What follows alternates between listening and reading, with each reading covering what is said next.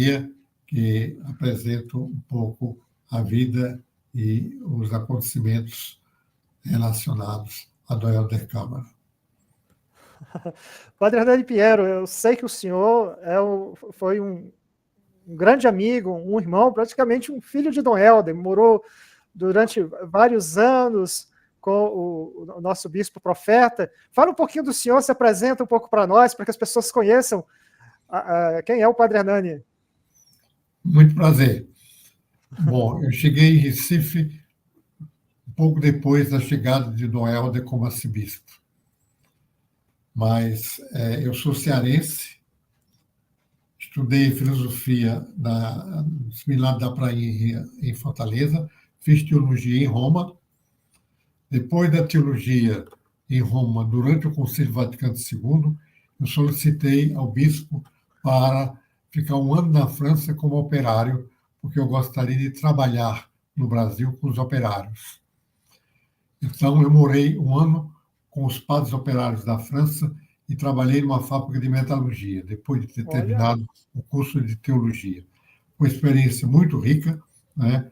A fábrica de construção metálica de capital americano. Eu era o único estrangeiro.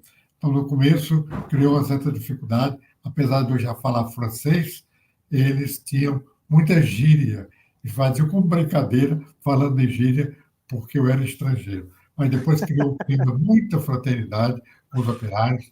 Eles me convidavam para fazer refeições na casa deles. Eu os acompanhava nas dificuldades entre casais, na fábrica, assim por diante.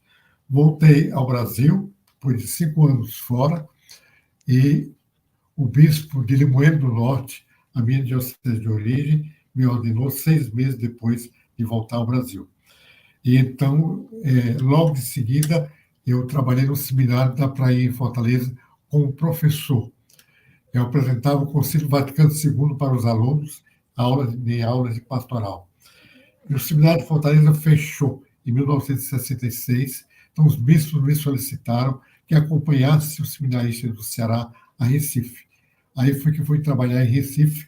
Dom Helder tinha chegado há pouco tempo na arquidiocese e eu trabalhei no começo no seminário de Camaragibe, que era o seminário regional do Regional Nordeste 2, e depois de trabalhar no seminário, o clero da arquidiocese me escolheu como vigário episcopal dos leigos da arquidiocese de Olinda e Recife.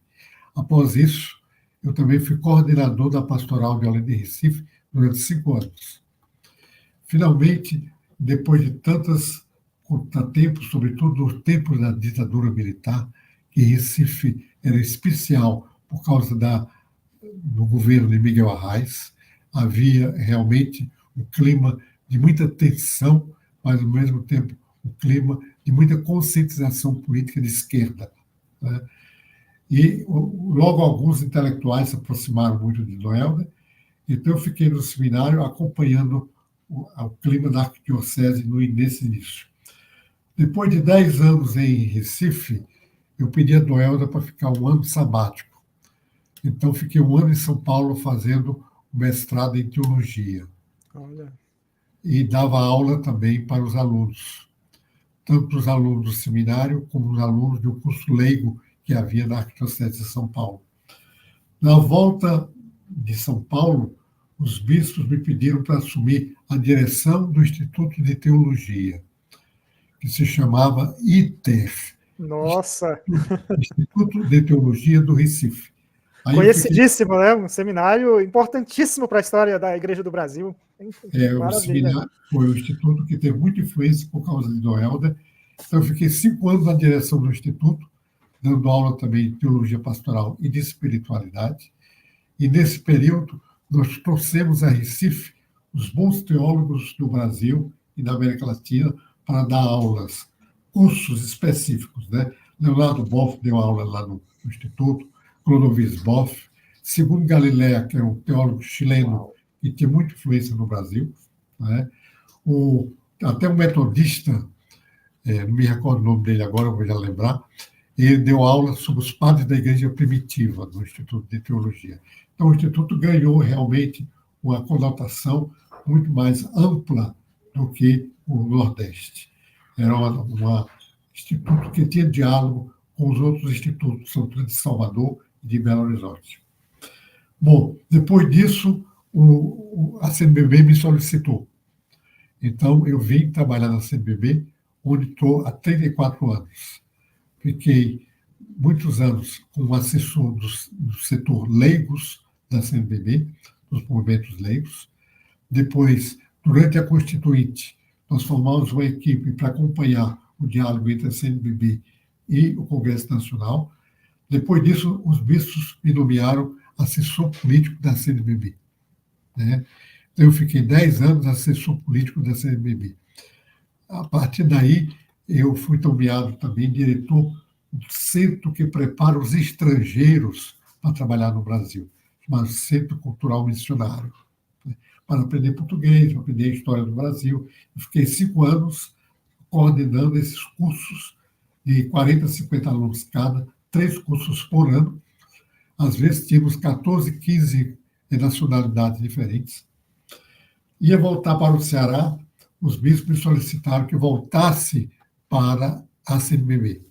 Então, voltei como assessor político da CNBB, né? E aí, nesse momento, nós criamos o Centro de Formação de Leigos para a Política, chamado CEFEP, Centro de Fé e Política do Helder Câmara, onde eu fiquei como secretário nomeado pela CNBB, o centro era da CNBB, onde eu fiquei 15 anos secretário desse centro.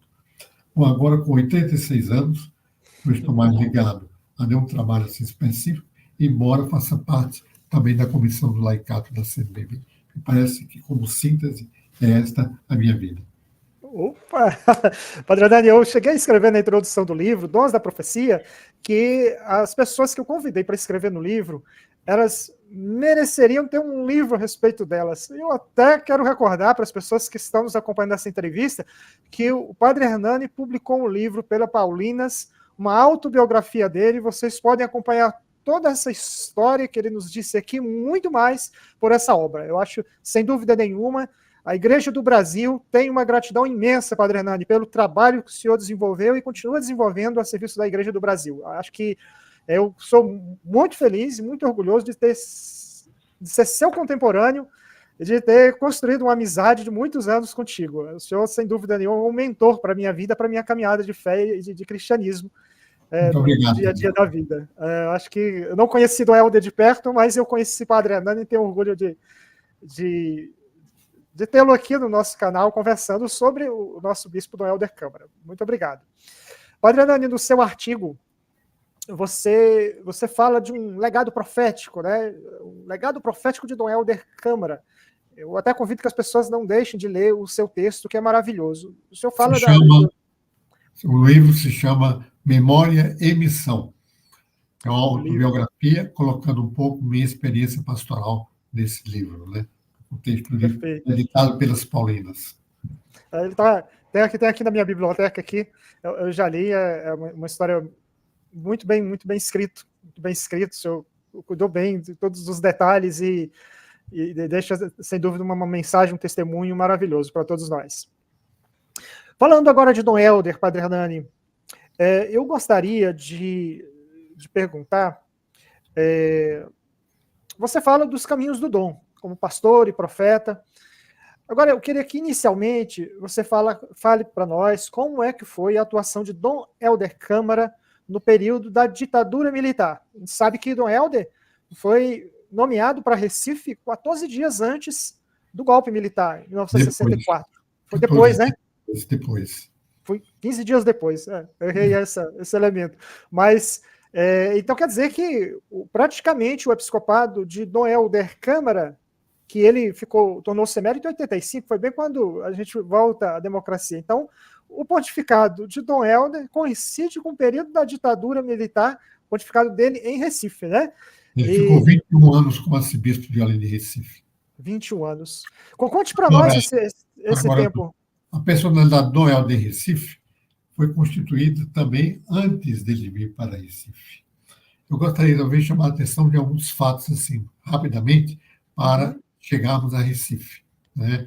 Ele Você sabe que ele foi integralista, ele é cearense, foi integralista, foi para o Rio de Janeiro, depois de poucos anos de padre, como integralista, e o cardeal do Rio de Janeiro, depois do pequeno período lá no Rio, chamou e disse o seguinte: eu gostaria de lhe entregar uma grande missão, acompanhar a ação católica geral e ação católica específica, que é a JAC, agrária, JEC, estudantil, JIC, independente, JUC, universitário, e JOC, operário. Então, o cardeal disse, mas a condição é você deixar o integralismo. Então, me parece que foi a grande chance dele para dar continuidade a todo esse trabalho que ele fez depois no Recife. Mas aí há dois fatos fundamentais antes de ele chegar no Recife. Primeiro, ele, já em Recife, acompanhou uma peregrinação da ação católica lá em Roma. E Noel sempre foi muito atirado, então ele teve a audácia de pedir uma audiência com o secretário de Estado do Vaticano, que era então Monsenhor Montini, que depois foi o Papa Paulo VI, e disse o seguinte para Montini: olha, o Brasil é um país grande, diversificado, precisava de uma conferência de bispos para realmente articular uma unidade pastoral dentro do país. O Monsenhor Montini gostou muito da ideia e diz: vamos continuar refletindo sobre isso. Daí nasceu a CNBB em 1952. E foi quando ele foi nomeado bispo, né? Nomeado bispo, ele era padre até então. Ele era padre, né? E foi secretário da CNBB durante 12 anos. Mas há um outro fato também que me parece, em 1950, parece fundamental. O cardeal do Rio de Janeiro, o cardeal Câmara, solicitou que Noel articulasse o Congresso Eucarístico Internacional que houve no Rio de Janeiro. E neste congresso vieram cardeais, bispos do mundo inteiro. E, a um certo momento, o cardeal de Lyon, na França, Gélineau, chamou Noel e disse o seguinte: você articulou muito bem o congresso, mas você está devendo à igreja uma coisa. Chamou e mostrou. No Rio de Janeiro se vê as favelas de todo canto, porque estão nos morros. Não é comum, não é normal os cristãos aceitarem tantas favelas numa cidade como Rio de Janeiro. Você vai ficar com a missão de continuar o Congresso atuando junto a essas favelas. Foi quando ele realmente começou sua carreira da opção pelos pobres, porque ele conseguiu verbas também do Estado para construir casas nas favelas. Então, me parece que esses dois fatos, a CNBB e esse trabalho com as favelas do Rio de Janeiro, prepararam o terreno para a chegada dele no Recife. Olha, incrível, maravilhoso. São fatos assim que a gente não escuta em todos os lugares. Né? O senhor está trazendo aqui dois elementos pilares do ministério episcopal de Dom Helder Câmara, que inclusive eu até peço desculpa às pessoas, que eu estava tão emocionado aqui, que eu falei pontificado de Helder Câmara, né, alguns minutos atrás, né, já queria que ele fosse papa. Mas então, Padre Hernani, me fala do período do Dom Helder, antes mesmo de falar de Recife, como é que foi a relação dele com os militares no período da ditadura militar? Bom, lá no Rio de Janeiro, Dom Helder tinha um programa de rádio e era muito visado pelos militares desde a ditadura, desde o começo da ditadura, ou antes da ditadura. Era muito visado porque, com essa opção pelos pobres, ele trazia no programa de rádio a problemática da pobreza da cidade do Rio de Janeiro. Né? E então, ele, ao chegar ao Recife, depois da prisão de Miguel Arraes, que tinha sido governador, havia uma expectativa muito grande de que a igreja pudesse assumir de fato, a opção pelos pobres e pudesse ter presente a problemática da pobreza no Recife. No Recife, porque em Recife, ele não diz em Recife, diz no Recife. É um pouco a gíria da cidade.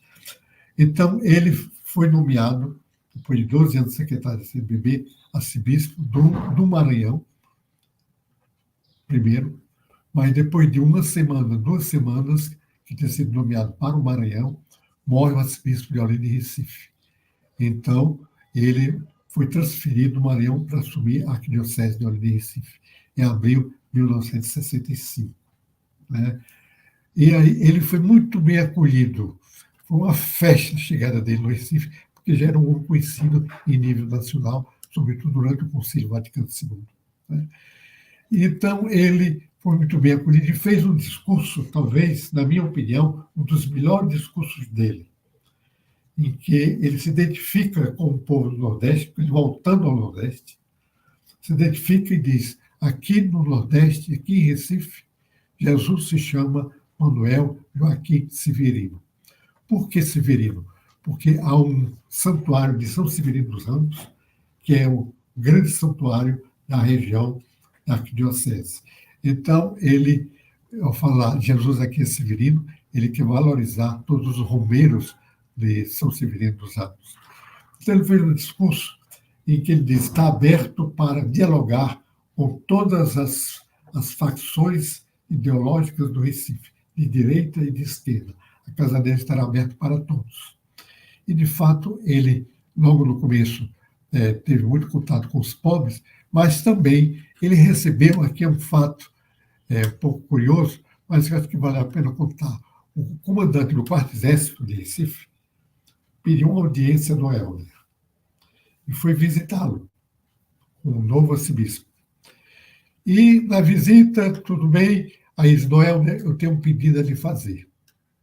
Há 3 padres aqui na Arquidiocese de Olinda e Recife que são subversivos, e eu lhe fazia um pedido. Eu sou os afaste aqui de Recife. Eram 2 padres que trabalhavam na universidade, Luiz Sena e Bezerra, e um que trabalhava com os operários, chamava-se Bernardo Lindoso. Então Noel disse: senhor general, olha, é o seguinte, eu tenho a impressão que o senhor tem um pequeno engano aí no seu pedido. Não são 3, são 4. Porque eu me identifico com os 3. Então, se o senhor querer atingir esses 3, me atinge também.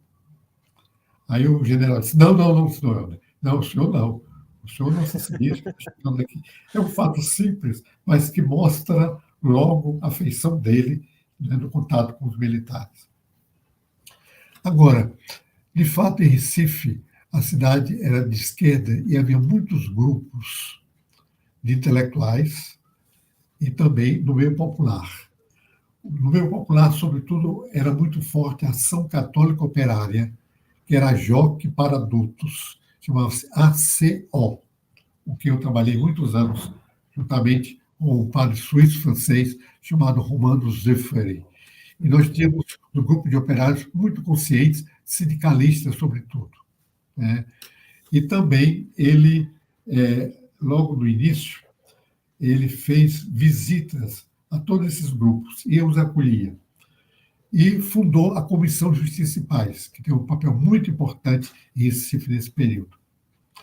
E o diálogo com alguns intelectuais, como, por exemplo, Paulo Freire, que tinha um diálogo com ele, por exemplo, Miguel Arraes, ao voltar também, né?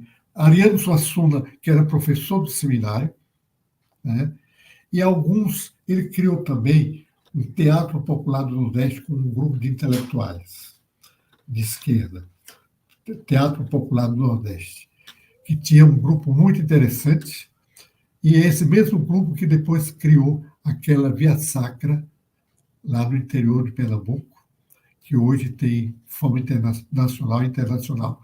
Foi ele que criou a partir desse Teatro Popular do Nordeste, em Recife. Eu tenho a honra de ter feito a primeira Semana Santa lá na região do teatro para os atores que iam representar. Eu fiz toda a Semana Santa nesse período. Olha, eu não sabia disso, que maravilha. Então, tinha chegado ao Recife há pouco tempo, né? Agora, o fato mais significativo de Noelder com os militares do Recife foi o assassinato do padre Antônio Henrique. Aqui eu gostaria de dar alguns dados. O Antônio Henrique era assessor da pastoral universitária, pastoral estudantil. O Antônio Henrique tinha feito psicologia nos Estados Unidos. Era da minha idade. Nós tínhamos 28 anos nesse período, 28, 29 anos. Então, o Antônio Henrique tinha uma visão progressista, uma visão de esquerda. E ele acompanhava um número grande de grupos Ele tinha um princípio que era o seguinte: o momento mais importante para atingir a juventude é o final do curso, que hoje chamamos curso médio, que é a passagem do curso médio para a universidade. É o momento que os alunos estão mais aptos a acolher uma formação mais sólida. Então, ele foi morto numa reunião de diálogo desses grupos com seus pais, os pais dos alunos. Ele saía às 10h30 dessa reunião, quando foi visto entrando numa Kombi, identificada depois uma Kombi branca e verde. Depois disso, desapareceu Antônio Henrique. No dia seguinte, alguém avisou da arquidiocese que tinha um morto ao lado da Universidade Federal, da reitoria. Aí Noelder manda alguém lá ver quem era esse morto. E constataram que era o padre Antônio Henrique, que tinha recebido 3 tiros, cidade de enforcamento, né, e jogado lá na cidade universitária, e já estava sendo trazido como esmolé, como gente simples, para o cemitério. Então, no meu Fusquinha, eu levei Noelder ao cemitério para identificar Antônio Henrique já no cemitério. Né? Então, até então, o rádio anunciava: foi morto um padre que achado na cidade universitária. Depois que Noelder foi lá, todos os meios de comunicação foram proibidos de dar notícia. E Noelder, ao trazê-lo para casa, ele me disse: vamos passar pela paróquia do Espinheiro, que é uma paróquia de classe média, onde eu quero celebrar a missa de corpo presente hoje à noite, lá na cidade, para não dizer que eu estou explorando o morto Henrique, Antônio Henrique. E então, nesse momento, o movimento estudantil, 1968, 69, era muito forte. Então, eles queriam falar na igreja, os estudantes, ela não permitiu. Mas aí a notícia se espalhou imediatamente, né? E no dia seguinte ele celebrou outra missa, e aí houve o enterro, que foi no cemitério onde a família tinha túmulo, a 3, 4 horas a pé da igreja do Espinheiro, onde ele foi velado. Apareceram umas 10.000 pessoas, porque os estudantes, durante a noite, naquele tempo não havia internet, eles mimeografaram uma nota que Noelder tinha lido na igreja na missa da noite. E então, a população, todo mais de esquerda, foi toda para o féretro, né? E o Noelder tinha dito: vamos a pé até o lugar onde ele foi batizado, que era mais ou menos a metade do caminho, mas o povo não aceitou. Vamos até o cemitério a pé, 4 horas a pé, no sol quente. E os estudantes disseram: Noelder, o senhor não nos deixou falar na igreja, mas nós queremos falar no cemitério. Depois, eu estava lá do Noelder, o líder estudantil avisa para Noelder que o cemitério está cercado de militares e nós não vamos poder falar. Noelder, então, chegou no cemitério, subiu numa cadeira, com a multidão, pediu silêncio, rezou um Pai Nosso e disse: eu peço que todo mundo saia aqui do cemitério em silêncio, para não dizer que nós estamos provocando. Ele depois disse que foi o silêncio mais gritante que ele já viu, que o povo obedeceu. Na missa de 7º dia, eu disse: agora, ele fez uma mensagem, foi lida em todas as igrejas, todas as paróquias da arquidiocese. E Antônio Henrique, realmente, hoje é considerado um mártir, né? E a OAB fez os seminários mais recentemente para estudar todo o caso e entrevistar algumas pessoas que foram consideradas suspeitas. A OAB fez isso e publicou. Tem uma publicação sobre a morte, o enterro e o testemunho do padre Antônio Henrique. Noelder fez essa nota, e aqui também é outro aspecto interessante. Ele me chamou, eu era vigário episcopal dos leigos, disse: faça chegar essa nota ao Rio de Janeiro, que eu tenho medo que invadam a minha casa e a levem. O que eu fiz? Eu conhecia uma das atrizes lá que queria representar Nossa Senhora no teatro, chamada Leda. Leda, vem cá. você me leva ao aeroporto, vamos descobrir como fazer chegar essa nota até o Rio de Janeiro. Chegamos no cemitério, ela foi comigo, chegamos no cemitério, ela me disse, aquele tem cara de padre. Era mesmo, era um padre holandês, nós explicávamos, ele disse, com todo prazer, levo e faço chegar a CBB no Rio de Janeiro. Né? Isso para mostrar que realmente havia um clima de tensão muito forte. Então, me parece que Noel e os militares estão bem representados aí, porque pelo estudo da OAB, era para atingir Noel da morte de Nelson Henrique. E os militares estavam por trás de toda essa questão. Né? Me parece que esse fato. E as grandes prisões. Como eu era vigário episcopal dos leigos, Noel me dava algumas missões. Depois de 2 ou 3 anos, foi preso um membro da Comissão de Justiça e Paz, chamado Edivaldo Nunes da Silva. Como ele tinha vindo de Cajazeira, da Paraíba, ele era apelidado de Cajá. Ele foi preso, né, como revolucionário. E Noel disse, você, em nome da arquidiocese, vai à Polícia Federal para ver se identifica onde ele está. Depois eu soube que ele já estava na Polícia Federal. Então eu fui lá, falei com o general, aí tem um aspecto curioso, aí da Polícia Federal, disse, eu estou aqui em nome da arquidiocese para visitar o Cajá. Aí ele disse, não, como é que você sabe que ele está aqui? Eu disse, eu tenho certeza. Aí ele disse, não, você não vai visitar o Cajá.